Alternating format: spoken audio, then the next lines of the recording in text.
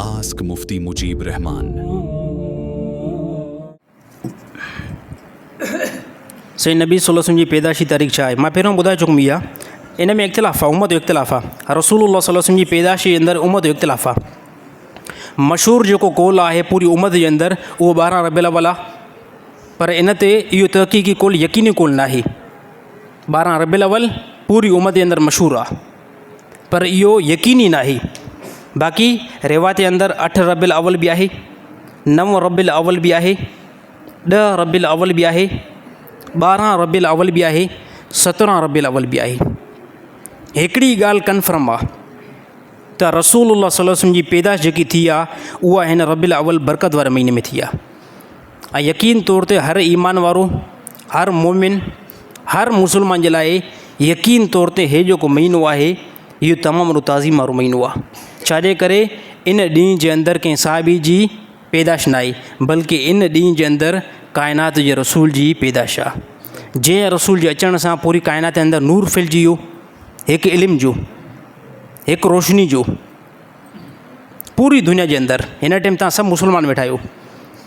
वल्लाह मां कसम खणी करे ॻाल्हि कयां थो, रसूलुल्लाह सल्लल्लाहु अलैहि वसल्लम जे सदक़े सां, नबी सल्लल्लाहु अलैहि वसल्लम जी जिदोजहद सां, नबी सल्लल्लाहु अलैहि वसल्लम जी महिनत सां, इहे असां सभु जेको आहे हिन टाइम ईमान वारा मुस्लमान आहियूं, मस्जिद में वेठा आहियूं, मां मिंबर ते वेठो आहियां ऐं तव्हांखे नमाज़ थो पढ़ायां। इन जे पोयां असुली महिनत रसूलुल्लाह सल्लल्लाहु अलैहि वसल्लम जी आहे। बाक़ी मोमिननि जे लाइ तमामु वॾो ख़ुशी जो महीनो आहे। बाक़ी इन में तरीक़ो ख़ुशी जे एतबार सां उनखे ई फॉलो करणो पवंदो जंहिंखे साहबा जेको आहे फॉलो कयो आहे। बाक़ी इन खां अलावा ॿियो जेको बि तरीक़ो इस्तेमालु कयो वेंदो यानी उनखे असां बिदत जेको आहे चई सघूं था, ॿियो कुझु नथा चई सघूं। अलाह ताला तमामु मुस्लमान खे अमल करण जी तौफ़ीक़ अता फ़रमाए। छा साईं नसवार ॾियण सां वज़ू फासिद थींदो या न थींदो? न थींदो। नसवार ॾियण सां वज़ू फासिद न थींदो, गंदो फेल आहे। नसवार ॾियण सां वज़ू फासिद न थींदो। नसवार ॾियणु कबी फेल आहे, ख़राबु फेल आहे। उन माण्हू जे मुंहं में बदबू थींदी इंता, त बिलफ़र्ज़ कोई नसवारी माण्हू आहे न त उहो नसवार पहिरियों ॿाहिरि उछले करे चङी तरह वात खे जेको आहे बुर्श हणी करे पोइ मस्जिद में अचे। मस्जिद पाकाई वारो माहौल आहे। हुकुम इहो आहे त मस्जिद में बसर आहे, बसर या लहसन थूम जे बारे में बहरहाल अहादीस में इन शइ जो को हुकुम आहे त इहो खाई करे मस्जिद में न अचो। उनजो रीज़न बयानु कयो इन करे त इन खाइण खां बाद में यानी मुंहं में हिकिड़ी अजीब ग़रीब कैफ़ियत बू महसूसु थींदी आहे, जंहिंजे करे फ़रिश्तनि खे तकलीफ़ थींदी आहे, नमाज़िन खे बि जेको तकलीफ़ थींदी आहे। साईं हाणे बसर में वधीक बदबू या नसवार में? न साईं, नसवार में वधीक आहे, बसर में कॾहिं आहे? ठीकु आहे, बसर में किथे आहे वधीक बदबू? नसवार में वधीक आहे? नसवार में वधीक न आहे साईं। साईं हिकिड़े पासे बसर खे रखियो वञे, ॿिए पासे नसवार खे रखियो वञे त बुरी चीज़ कहिड़ी आहे? नसवार बुरी चीज़ आहे न। त जेको बि अगरि कंहिं में बि इहो फॉल्ट आहे त उहो छॾण जी कोशिशि करे। इहो नसवार जेको आहे कबी फेल आहे, काफ़िनि माण्हू खे किरबी न। यकीन कयो मां त तबियत जो इंतिहाई जेको नाज़ुक आहियां। कोई दोस्त अगरि बिलफ़र्ज़ हर कंहिं जा दोस्त बि हूंदा आहिनि, असांजा बि दोस्त आहिनि, अगरि कंहिंखे सिगरेट जी दोस्त जी आदत आहे न त उनजे गिलास में मां पाणी न आहियां पीअंदो। तबियत मुंहिंजी मैच बिल्कुलु न आहे थींदी, मूंखे इंतिहाई वरी किरब ईंदी आहे। बिलफ़र्ज़ कोई नसवारी आहे त उहो पाणी हराम न थींदो आहे, मां हराम जो हुकुम नथो लॻायां, पर हिकिड़ी तबियत खे छा कंदो? को नसवारी आहे उनजे गिलास में मूंखे यानी ईअं सम्झो हिकिड़े पासे ज़हर हुयो न, ॿिए पासे इहो नसवारी वारो गिलास हुयो, मां उन में पीअंदुमि। तबियत आहे त इहे उहे शयूं जंहिंखां बंदो नफ़रत कंदो आहे। त नसवार ॾियण सां वज़ू जेको आहे फासिद न आहे थींदो, सिगरेट पीअण सां बि वज़ू जेको आहे फासिद न आहे थींदो। बाक़ी जेकॾहिं वज़ू जी हालत में इहो तव्हां कमु कयो आहे त मुंहं खे चङी तरह साफ़ु करे ऐं पोइ जेको आहे मस्जिद में नमाज़ लाइ अचो। ॿी हिकिड़ी ॻाल्हि कंदुमि, नसवारी हज़रात जेके आहिनि उनखे हिकिड़ो मां पैगाम ॾियणु चाहियां थो। हिकिड़ी नसवारी माण्हुनि में वॾी बुरी आदत आहे, बुरी। अलाह कंदो हिन असांजी जमात में कोई बि न हूंदो अहिड़ो, इंशाअल्लाह कोई बि न हूंदो। हिकिड़ी वॾी बुरी जेको आहे आदत आहे नसवारनि में। उहे कीअं त उहो नसवारी मस्जिद में ईंदा, नसवार वात में लॻल हूंदी, वज़ू खाने ते वेहंदा त उहो नसवार वारो चणो कढी करे वज़ू खाने में अंदरि उछलींदा ऐं हाणे पोइ वज़ू कंदा। हे 2-3 ॾींहं खां वठी करे इहो जेको चणो आहे इहो पूरो हफ़्तो हेठि पियो हूंदो आहे, इहो ॻरंदो बि न आहे। वल्लाह मां कसम खणी ॻाल्हि कयां थो, अलाए केतिरनि जमायतुनि खे उल्टी ईंदी आहे, उल्टी किरब ईंदी आहे। त हे बुरो बिल्कुलु बुरो जेको आहे हे कमु आहे। ॾिसो नसवार जो जेकॾहिं फॉल्ट आहे इन खे ॿाहिरि उछले करे अचो यार। हे मस्जिद या वज़ू खाने में जेको तव्हां उछलियो था न, हिन मां वॾी यानी किर बि ईंदी आहे, वज़ू ते दिलि न कढंदी आहे। काफ़ियुनि दोस्तनि खे चई कोई न सघंदो आहे, तव्हां नथा चओ त इनशाला मां तव्हांजो हिते रबर बीठो न मां ॻाल्हायां थो न, चई कोई बि न सघंदो यार। केरु हाणे हिन जमायती खे चए, पर उन जमायतनि खे नालो बि कंहिंजो बि मेंशन नथा कयूं, नालो कंहिंजो खणूं बि नथा।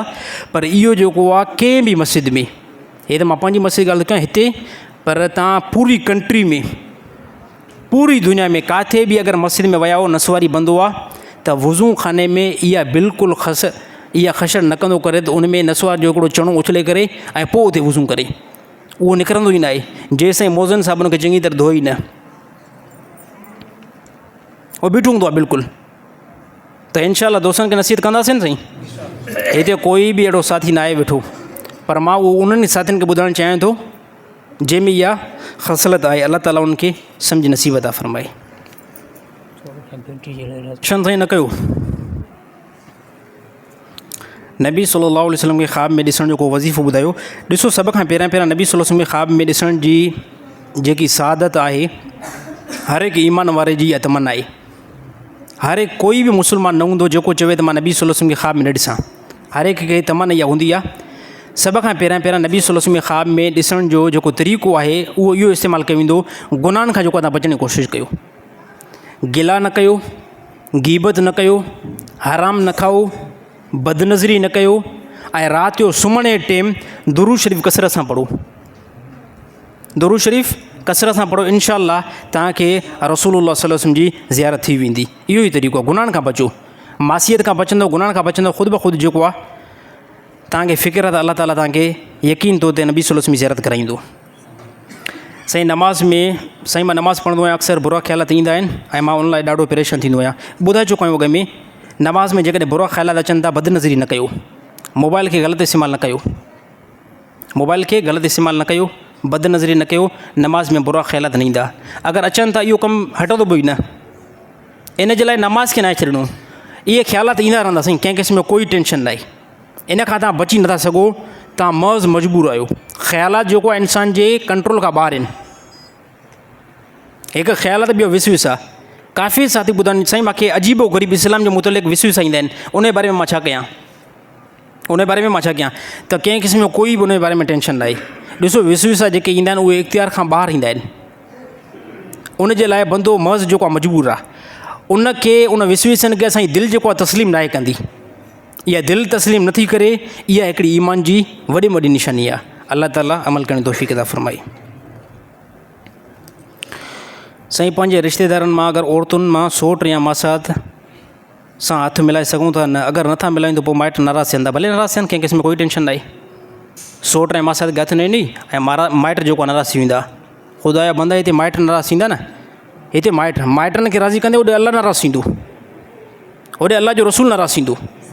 हे असां में काफ़ी जेको आहे काफ़ियुनि औरतुनि बि इहा ॻाल्हि कई त असांजे माइटनि में बि अजीबो ग़रीब जेको सिस्टम आहे, असांजे ख़ानदान में अजीबो ग़रीब सिस्टम आहे। अगरि जेकर असां पंहिंजे सोटनि ऐं मासातनि मर्दनि खे हथु न ॾियूं न त असांखे वॾो टोकींदा आहिनि।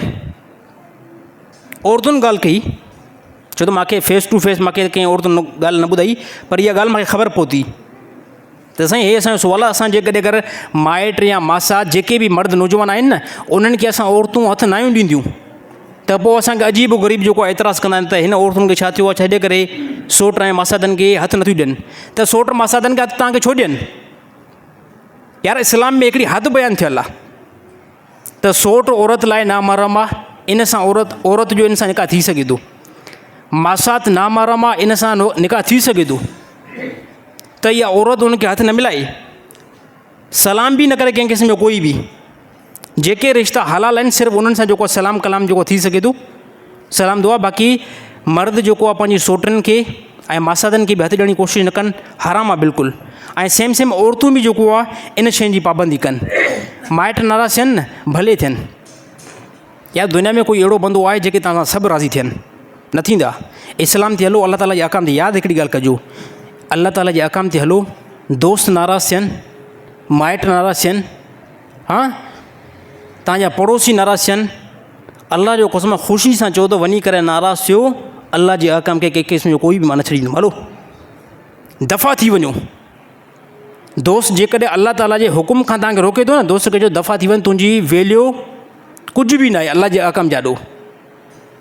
अल्लाह जे अहकाम जाॾो तुंहिंजी का हैसियत ई न आहे। तोसां दोस्ती हुई अल्लाह जे लाइ, हाणे दफ़ा थी वञ, तोसां कंहिं क़िस्म जो कोई बि दोस्ती न आहे। रिश्तेदार नाराज़ थियनि न, भले थियनि, कंहिं क़िस्म जो कोई बि टेंशन न आहे अल्लाह जे हुकुम जे अंदरि। बाक़ी जेकॾहिं को दुनियावी मामलात आहे त उन में जेको आहे पोइ सुलह करण जी कोशिशि कयो। अल्लाह ताला सम्झ नसीब अता फ़रमाई। साईं अगरि जुमे जूं 4 रकायतूं सुनत घर खां पढ़ी करे पोइ जुमे फ़र्ज़ु नमाज़ लाइ वञूं त उहो अमल कीअं आहे? जाइज़ आहे बिल्कुलु। नबी सल्लल्लाहु अलैहि वसल्लम हता की ईअं फ़रमायो आहे त घर में सुनत ऐं नफ़िल खे पढ़ंदा कयो। इहे सुनत ऐं नफ़िल घर में पढ़णु बिल्कुलु अफ़ज़ल आहे। पंहिंजे घरनि खे क़ब्रिस्तान न बनायो। ऐं पोइ फ़रमायूं त पंहिंजे घरनि जे अंदरि नवाफ़िल ऐं सुनत जेको आहे पढ़ंदा कयो। कोई बंदो घर खां 4 रकायतूं सुनत जेके हाणे असां पढ़ूं था न, इहो घर खां पढ़ी करे पोइ आयो, बिल्कुलु जाइज़ आहे, कंहिं क़िस्म जो कोई बि टेंशन न आई। हालांकि हुकुम आहे त तव्हां सुनत जेको आहे वञी करे घर में पढ़ो। इन जे लाइ त तव्हां घर में जंहिंजो सुनत पढ़ंदो ऐं नफ़िल नमाज़ पढ़ंदो, तव्हांजी औलाद तव्हांखे ॾिसंदी त वाक़ई ॾिसंदी यार हे असांजो वालिद साहिबु जेको आहे त इहो छा थो करे। औलाद जे मथां असरु पवंदो त अॼु औलाद खे ख़बर पवंदी हे नमाज़ आहे, हे रुकू आहे, हे सजदा आहिनि। त हिन में इहो हिकिड़ो फ़ाइदो थींदो। ॿियो फ़ाइदो इहो थींदो त अल्लाह ताला जी रहमत मस्जिद में त 24 घंटा नुज़ुल थिए थी, पर जीअं नमाज़ पढ़ंदो तव्हांजे घर में बि अल्लाह ताला जी रहमत जेको आहे नाज़िल थींदी। त घर में सुनत नमाज़ पढ़ंदा कयो ऐं नफ़िल बि पढ़ंदा कयो। नमाज़ में बीहण में 2 पेरनि जो मुफ़ासिलो केतिरो हुजणु खपे? नॉर्मल रखणु खपे, जेतिरो इंसानु बीह सघे ओतिरो मुफ़ासिलो रखे। सराहतनि इन जे बारे में का हदीस वारिद न आहे थियल त साईं पेरनि जो मुफ़ासिलो असां केतिरो रखण जी कोशिशि कयूं। इन जे बारे में सराहत का बि हदीस न आहे। बाक़ी उलमा जेको इन जो तहक़ीक़ी जाइज़ो कढियो आहे तक़रीबन 8 इंच जे या 1 गिराट जे क़रीब, एतिरो जेको आहे 2 पेरनि जे दरमियान मुफ़ासिलो रखे सघूं था। अमूमन इंसान जी जेतिरी हाइट आहे पंहिंजे हालत जे एतबार सां उनजो एतिरो मुफ़ासिलो थी वेंदो आहे। इंसानु ख़ुदि ब ख़ुदि पंहिंजे पेरनि खे नॉर्मल रखंदो न त इहो 1 गिराट 8 इंच जेतिरो मुफ़ासिलो बि बसि एतिरो ई करे। बाक़ी पंहिंजे पेरनि खे ईअं सम्झो हिकिड़ो पेर हिन फ़रासी ते ऐं ॿियो पेर हिन फ़रासी ते रखण जी कोशिशि न करे। इहे काफ़ी अहिड़े हदीस दोस्त कंदा आहिनि, यार चए सफ़ा पेरनि खे खोले करे हीअं करे बीहो। त इन जे बारे में का रसूलुल्लाह सल्लल्लाहु अलैहि वसल्लम जी रिवायत मौजूदु न आहे। अल्लाह ताला अमल करणी तौफ़ीक़ अता फ़रमाए।